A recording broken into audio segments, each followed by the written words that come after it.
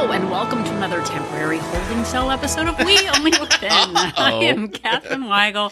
I am one of your hosts. I'm a Tiny Habits certified coach, a Thrive Global certified coach. Yeah. I have done my fair share of secret eating, and with me today is fellow cellmate Donald Weigel, and I have lost about 100 pounds. I'm host of the show. I've kept it off for about 7 years. And have also done plenty of secret eating. Now, I'm wondering, is like a temporary holding cell, is that's still better than a permanent holding cell? A permanent holding cell, I think, is prison. Oh, that's just in prison. terms of badness, it's prison. Jail is like while you're waiting for the hearing. Yeah. And I think a temporary holding cell is like where they put you before they put you where they're going to put you. So yeah. we're in that like interstitial, where are they going to put you place? Oh, wow. So, I mean, okay, let's just, if we're taking it back for a second. Yeah. Did your parents, I know you were Captain Goody Two Shoes. Yeah. But did your parents ever say, go to your room and think about what you've done? Yes. Yes. And did you think about what you did when you went to your room? I think I did. What did you think when you thought it? I don't know. I felt pretty bad. When my parents were mad at me, I felt pretty bad. Like I had really let them down in some way. But did you want to like run away? Did you think it was sometimes. unfair? Yeah, or like, you do that thing of like they'd be sorry if I was gone. Like, so yeah. You weren't really like paying penance for what you did. You were just annoyed. Oh, wait, why are you calling me out on this? Yeah, well, I think that's probably true. I think a lot of criminals, I'm not saying you did crimes. Yeah. Right? Like you didn't obey the law, which I guess is a crime. Yeah. A lot of people. That's kind of the definition. Of a Okay. crime. Maybe I'm just projecting because when I was put away in my room with a door that I could open and close. Right. I would mostly be like, this is unfair. I wasn't really being bad. Like, and maybe a little bit of like runaway things. The worst part was when I remember my grandparents made me stay in my room for like a half hour when I was little, and I heard them in the other room having fun. And I was like, my life is crumbling into pieces at age 5. And they're in there themselves. yucking it up, watching Lawrence Welk. And I couldn't understand it because I was so bereft. And I was like, well, I guess I need to find somewhere else to live. Like, I'm just gonna, whatever. But then they would get over it. It was fine. But I think a lot of times when we commit a caloric crime. A caloric crime. Yeah. And then we don't, and we're like, oh, well, think about what you've done. Or like we're repeat offenders. Yeah. We just keep doing it and we're not really sure why. And it's kind of unfair. And we blame our boss and we blame, the stress or whatever, but we don't actually work to reintegrate ourselves into society. Oh, that's a great into point. Healthy habits in a productive way. We just kind of go like, okay, we're going to do our time. Fine. I'm up on the scale. And then you like forgive yourself or whatever. But then you go and repeat the same offense over and over again because you're not like, you say, oh, I've learned my lesson and I won't do it again. But that isn't actually a plan to correct your caloric abuses. And so, right now, fellow listeners, Donald is listening to me right now. So technically he is a fellow listener. I am also a fellow listener. Fellow listeners unite. Yes. We're actually going to give you and us the opportunity to reflect in this holding cell in our brains about the ways we eat in secret and why we do it, and how we can actually prevent ourselves or reduce the chance that we will be repeat offenders. So we are taking a bite, a calorie-free bite. It's like celery, a celery bite out of crime today. A new definition of take a bite out of crime. Yes. Celery. A more literal definition of taking a bite out of crime. Right. What was... Or sometimes the bite is the crime. Yeah, the bite is the crime, but this celery is a crime in itself, but that's another story. It's McGruff the crime dog, if that's what you were I have a about to picture ask. of myself with McGruff the crime dog. Oh my God, I'm so jealous. I do. If our listeners are lucky, maybe I will share it. I married a woman who met McGruff the crime dog? Yes, and I actually, man, I'm lucky. So I was at an event with my friend, and her mom, I think, worked, I don't know, for the community service department or something like that. And my friend, who was tall for a fifth grader or sixth grader, she actually dressed as McGruff the crime dog. She and I took a picture with her, but it's the only picture I have with her and me together. But she's dressed as a crime dog, so like I don't know if anyone believes I had a best friend or I just knew a crime dog. Well, people do you know any crime dogs? People who know you now would find it hard to believe. But okay. Also, how many are there more than one crime dog? I think there's crime dog. No, that's I don't know. There's like cop that's a dog now. There's smell sniffing dogs at the airport. Yeah, they do smell things. Okay, anyway, we're getting back to the point, everybody. So we are in this episode going to look at the crime of secret eating and sort of break it down in a way that sounds like you're an actual criminal. We have talked in the past about maybe the Hamburglar, who is the only person who cheats on food. And the only crime that we're really committing is losing our own sense of self-efficacy, our own accountability, and stopping trusting ourselves. We've talked about that in the past. But we are going to open the cold case of the crimes that we do and the crimes that we commit by not, and the real crime is not actually, it's not the food that we eat, but it's repeating habits that we don't pay attention to. Yeah. So if you want to prevent yourself from being a repeat offender, we're going to break down like crimes do and criminals and people who crime stuff. I don't watch crime shows, really. I don't watch CSI anything. Yeah. I mean, for some reason, both of us feel like if there's a crime and it's just like in America, we're like, whatever. But if there's a crime and it's in like Sweden or something, or if they Denmark, speak a different language, or Australia, then suddenly it's interesting. It's an interesting show. But American stuff is kind of boring. Sorry, America. But anyway, so dear listener, what if secret eating was treated like a crime? As we all know from being super crimey or crime fighters, I don't know which side you fall on, but you need three things for a crime to occur. You've got to have the means, motivation, and opportunity. So, Donald, let's investigate. What are those three words I just said, and what do they mean? Let's investigate indeed. And hey, spoiler alert, you are the detective in this scenario. Mm-hmm. You're also the perpetrator of the crime. So you already know who. But it's like any good book right now. The narrator makes it sound like you're the victim, but then at the end you're also the crimey person. Unreliable narrator. I just read a book like that. It was you're also actually a ghost for some reason. Yeah. Okay. So a crime needs, as my lovely bride just said, means, which is access to the weapon, which in this case is food, and the opportunity. So you're alone, you're unsupervised, you're emotional, you're, or the food is just in a physical space that's, easy for you to get. No one knows your goals or your intentions is also a thing. That's a big thing, especially with secret eating, because I can secret eat alone or right in front of Donald's face, because I don't actually tell him what my motivation, or like that I tell myself internally I'm not going to eat, and then I do, and then Donald goes like, oh, well, she must be able to eat right now because she's eating, so I'm gonna leave her alone. Yeah, I figure she's got the calories for it, and I think I probably do the same thing too.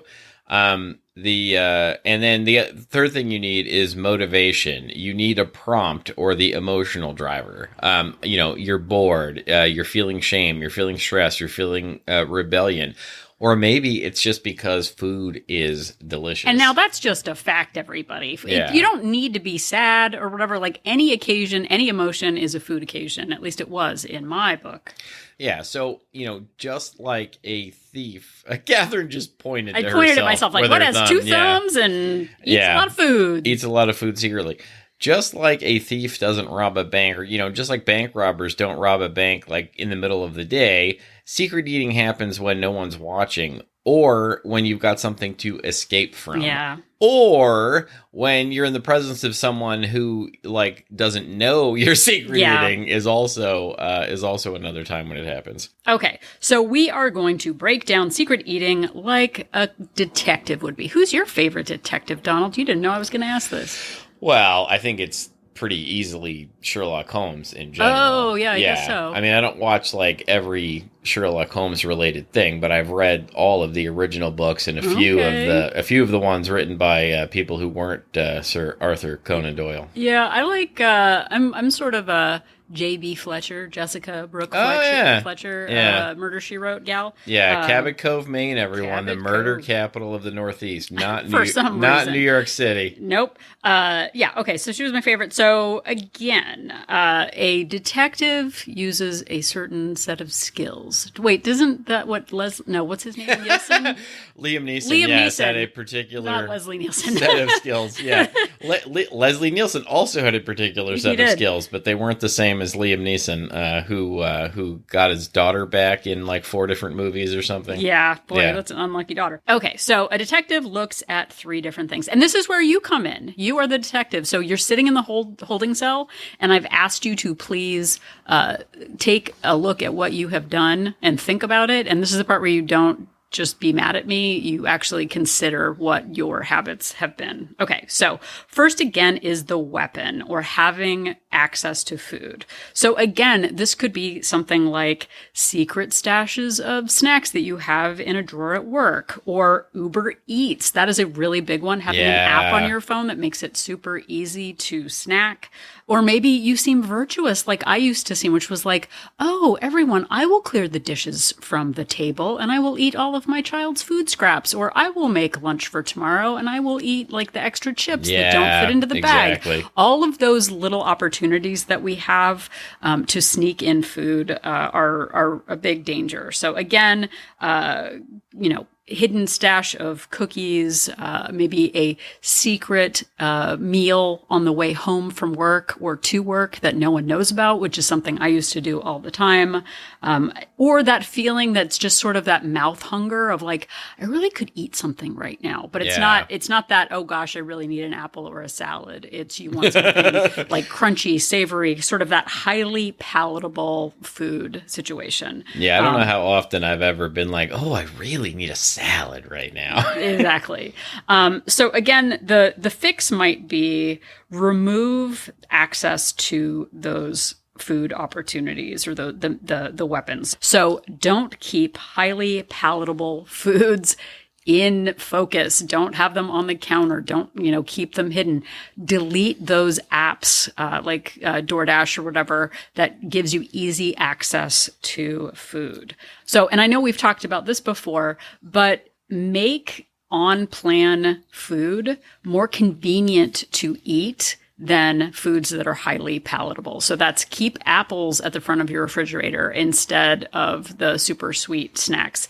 I put our daughter's snacks on a different shelf in a different cabinet that I keep my own because, again, that out of sight, out of mind thing helps. And that's a big mindset shift, but it really is important. If you're buying the warehouse, of the chips that you can't, that you have a very hard time controlling yourself around, and you're buying the giant, bag because it saves you money, that kind of thing. And you're just keeping all of the really like highly palatable, highly calorie dense snacks like right in front of your face so that you're seeing them all the time. It really does make a difference in causing this sort of behavior to happen. Right. So I have a policy of buy healthy snacks in bulk or healthy food in bulk and get highly palatable food in the smallest containers possible. So single serving, keep them in opaque containers, that kind of thing. Absolutely. Keep them out of sight.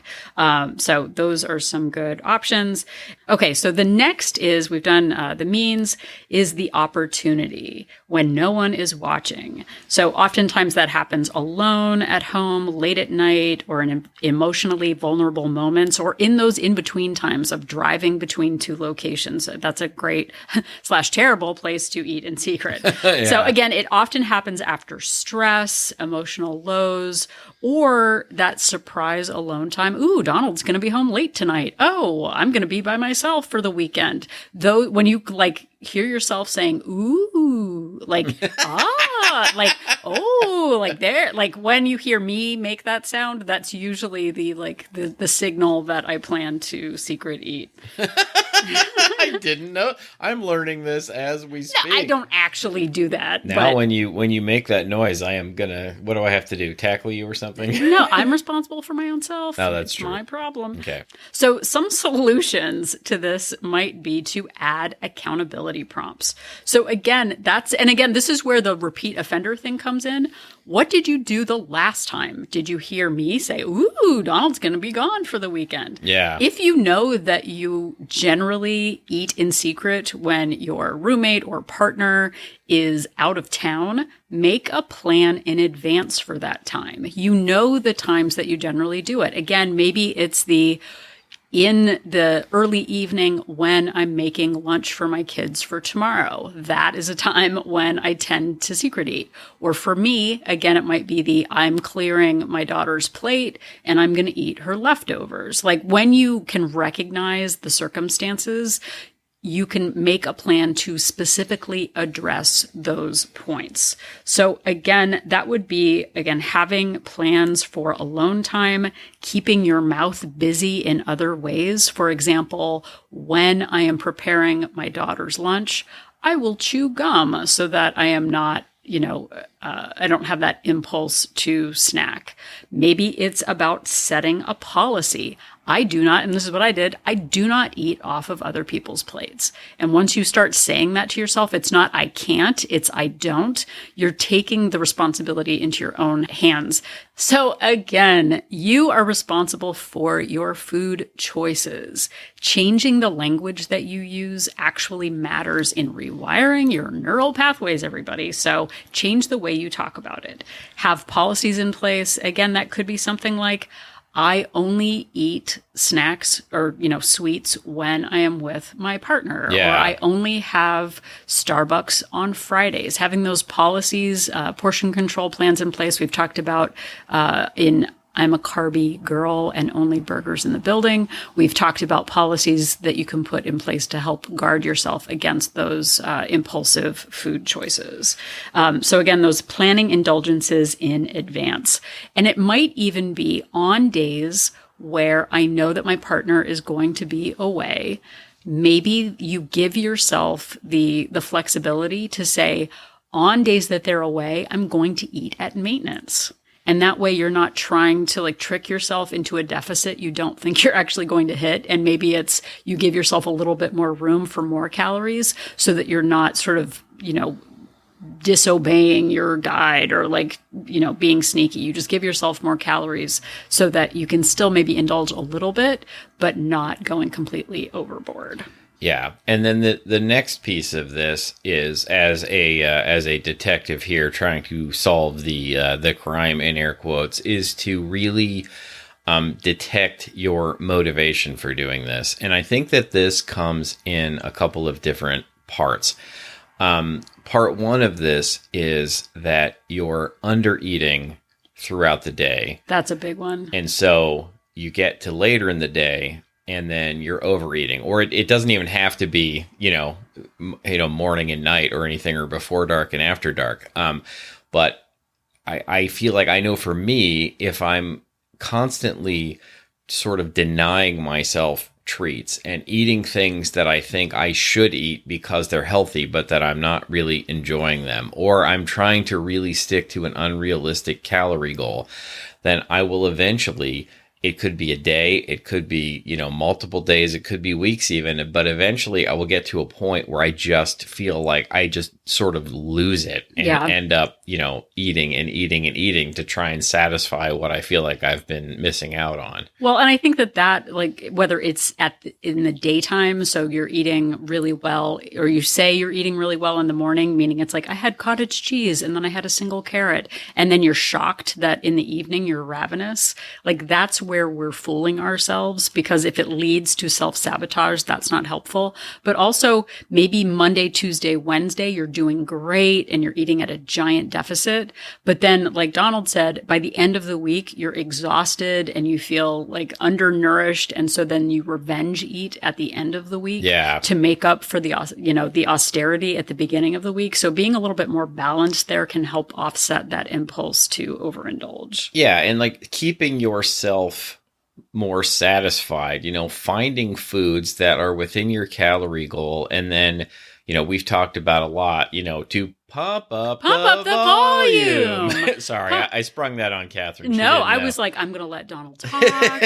This is his time. I'm going to listen. But adding a lot of, low calorie, foods, a lot vegetables, mushrooms, onions, pickles, things that are very low calorie, and then a lot of fruit. Like I really eat a lot of fruit because I can eat so much, partially because I really enjoy it.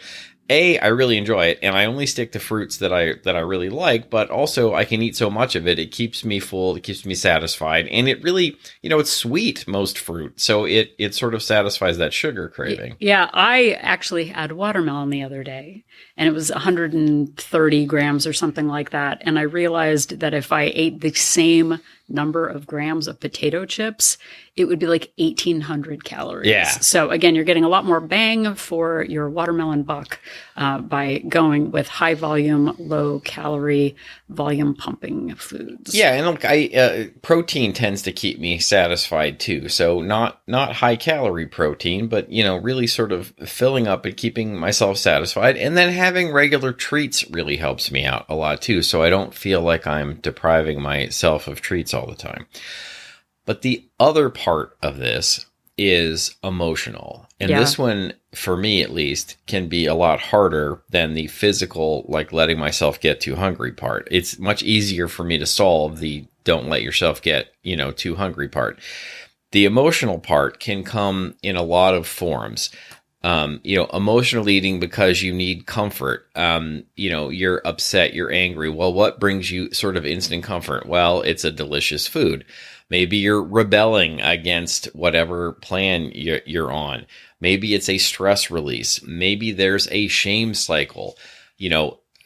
It can really lead to secret eating if you are trying to put on the impression for other people that you're trying really hard, that you're trying as much as you can to stick to a plan and to lose weight and to get healthier. And then, when you're alone, you're eating the way you feel like you really want to, or you're eating to comfort yourself. And that sort of, to me, is kind of the root of why we do a lot of secret eating. I used to put on this, front in front of my coworkers a lot. And I would have people say, I don't understand, why you're not losing weight. I only ever see you eat salads. I only ever see you eat steamed vegetables at work. Well, they weren't seeing me go off into the work kitchen and eat half a bag of, mini Hershey's, candies or whatever when nobody was around. They weren't seeing that stuff. They weren't seeing me, go into our kitchen and close the door and eat, a whole package of cheese, while nobody was looking. And doing that because I felt like I was, again, partially because I was starving myself throughout the day. I wasn't giving myself treats, but also partially because I just didn't want anyone to see how I was really eating so that, because of the shame I felt around it. Yeah. Well, and I think too, when we repeat behaviors that we promise we won't repeat, but we don't actually come up with a plan, that's where the shame comes in too. Yeah, I thought it was all out of my system. I said I would never do it again. But making a promise isn't the same as actually planning. I know I have a day that might be dangerous. Here's how I'm going to address it in advance so that I don't self-sabotage. And so a couple of ways to kind of address this are really look at the emotional root. Start asking yourself, why am I doing this? And work on, addressing that.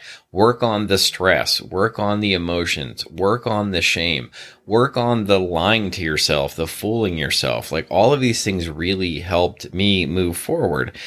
Start asking yourself, what am I really hungry for? What's actually causing me to want to eat this right now? Use alternatives. you like write down your feelings. I don't like the term journaling, but that's that's the term we have in society. Really, keep track of your emotions. Keep track of like, okay, well, so I ate a bunch of food I didn't want to eat. Why did I do it? I did it in secret. Really write it down in the sort of sober light of day. Figure out like why you did it and try to, figure out ways that you can keep yourself from getting into that situation in the future. Change your environment. Rearrange, your kitchen. Rearrange your pantry. Rearrange the way that you drive home so that you're not driving past like your favorite fast food place that makes it really easy to pop in and grab something. Try walking. Channel some of it into exercise. And those are all ways to begin to kind of get to the root of why you're doing it, what your motive is. And then, as the detective here, to solve the crime of like why you're doing it in the first place. Well, I think rerouting yourself, because we want to stop the big feeling we're feeling. And so food distracts us, but changing your routine up, like literally and figuratively, of when I'm feeling that big feeling, I'm going to step away from the kitchen. I'm going to remove the food prompts. I'm going to like go on a 5-minute walk to clear my head, that kind of thing, getting yourself away from the prompt, especially when it feels like it's going like to overwhelm you, because at times it does feel like I don't want to feel this and I need immediate relief. Those feelings pass in 5-10 minutes. So changing your environment, doing something else can help put just in a little bit of a pause between the big feeling and the snacksident you are walking into. Okay, so we've already started touching on it, but so what are some steps to kind of disarm the crime scene, to stop yourself from doing the secret eating in the future? One way is to create some friction. And what do I mean by that? I mean, really notice your environment. Do you have your snacks, your highly palatable snacks, maybe the ones that, you want to just stick your face in the whole bag of and eat it all at once? Do you have them where you can see them all the time so that you're constantly reminded to eat them? Make them harder to access. Put them in opaque containers. Like I buy these tiny, like half an ounce bags of chips that I really like, but I don't keep them where I can see them and easily grab them. I keep them in a box underneath our bed, like for real, so that I have to consciously go, now, could I pull out the box and eat 10 of them? Yes, I could, but then I have to be really honest with myself about it if I were to do that. So that's premeditated. It's premeditated. I can't sort of fool myself into thinking like, oh, this was just an accidental, like, grab and go, what do they call it? A smash and grab crime. Yeah. At a jewelry store. Anyway. Not that we've ever done that. It shows you how much I know about crimes. But, it really has to be like a premeditated act for me to go into the bedroom, pull out the box, get out a chip, and then I log it. It has to be part of my calories for the day. The way I have it set up now. So try and set up your life like that. Another thing to do is to create or to find a witness to the scene. Tell somebody your intention. Really communicate with your spouse, somebody that you live with, a close friend, and really tell them what your intention is, so that and really ask them to sort of call you out when they see you doing something that you said you weren't going to do.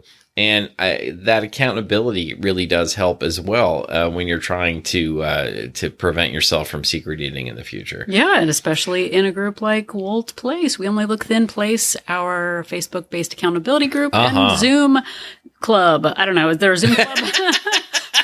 Zoom Club. Zoom Club, everybody. Zoom Club sounds good. But letting other people know your intentions really matters. We actually just finished a 6-day challenge in Wolt Place, and it was so helpful for so many people. This isn't an ad. It's an ad, but what are you going to do? it was so helpful to so many people just to know that someone was paying attention to their habits for a week. It really helped a lot of people get back into the swing of their habits and recommit. And just that extra little bit of knowing that someone else is counting on you and you're working with others really does help. So again, a little bit of accountability goes a long way. Absolutely. Okay. And the last one, and I think the biggest one is, I know we talk a lot about fitness and we talk about tracking, but the really big change comes when we reframe our identity. So often I used to say, I can't help myself. It's too late for me. Yeah. It's everyone else's fault. Yeah. Oh, I wish I could, but now whatever. Like all of these excuses that we make us the victim of our choices instead of, the person in control in the driver's seat. So if you find yourself, and I think that this happens to many of us, finding that you're saying to yourself, I can't help myself, reframe that as I am someone who eats with intention. So again, focusing on your identity as someone who is capable of change. Sure, saying something like, it is challenging for me to be honest about food, but I know the more honest I am, the more accountability I have for myself. Creating openness creates change rather than it's too late. I'm never going to figure this out.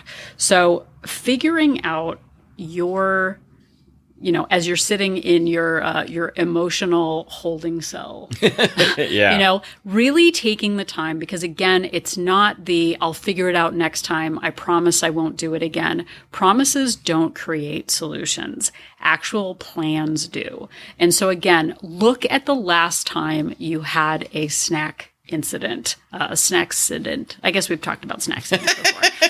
But really think about it. Was this an emotional choice? Was it an opportunity choice? Do I need to re-examine or, reestablish my routines?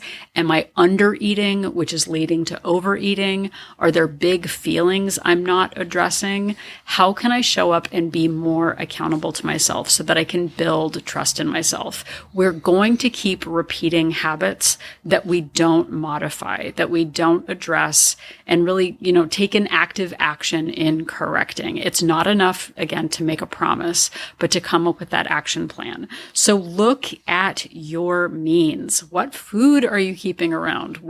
How are you driving home every night? Where are the snacks around you? How can you limit your exposure? Address your opportunity. When do you have alone time coming up? Who knows about what your goals are? How are you showing up and being accountable?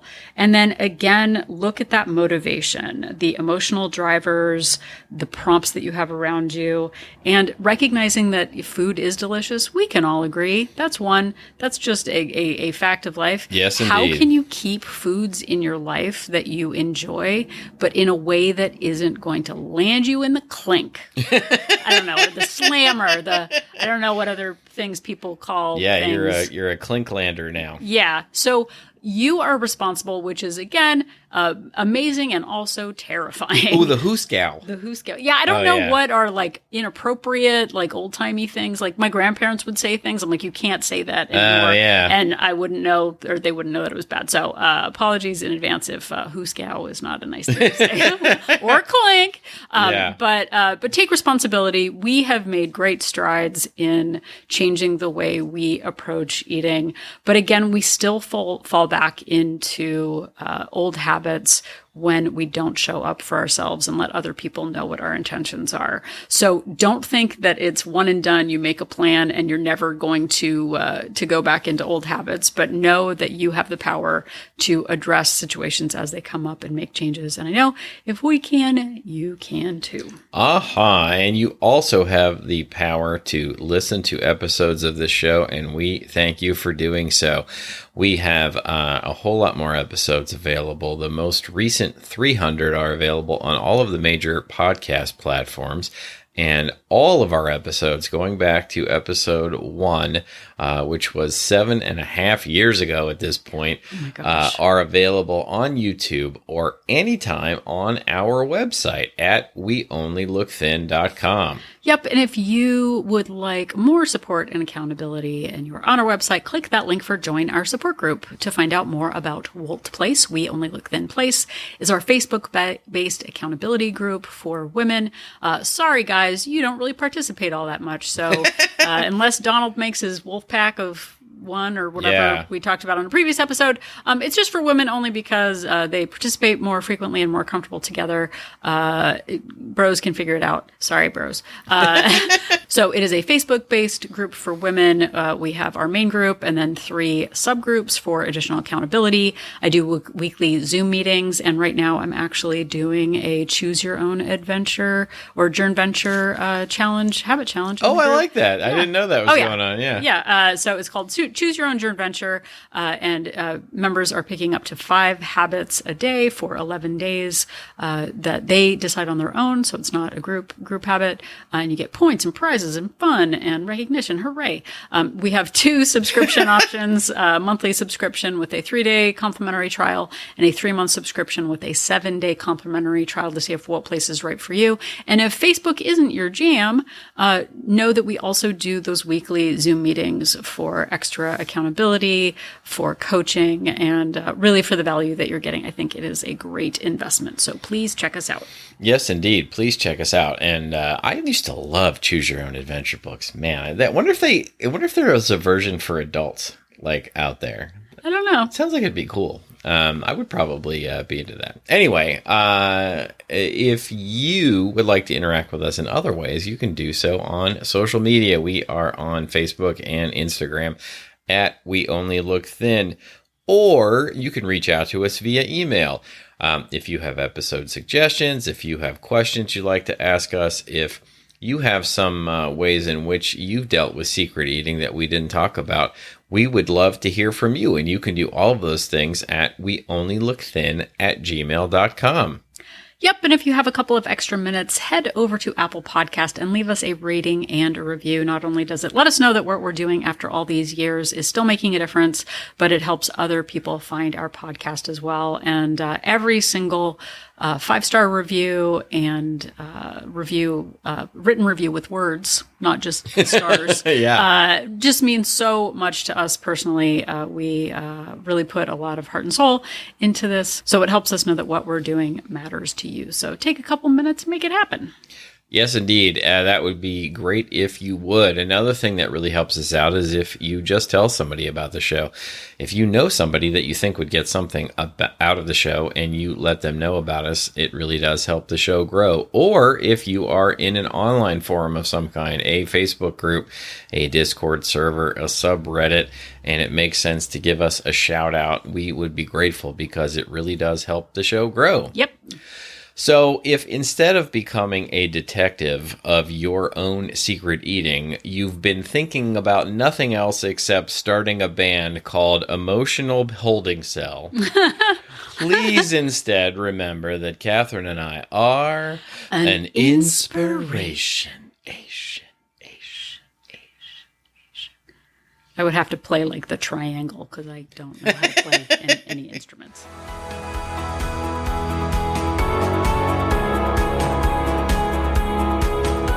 The information that you hear on this podcast is for informational purposes only. The hosts are not medical professionals. You should always consult with your doctor, nurse, or other certified health professional before beginning any diet or fitness program.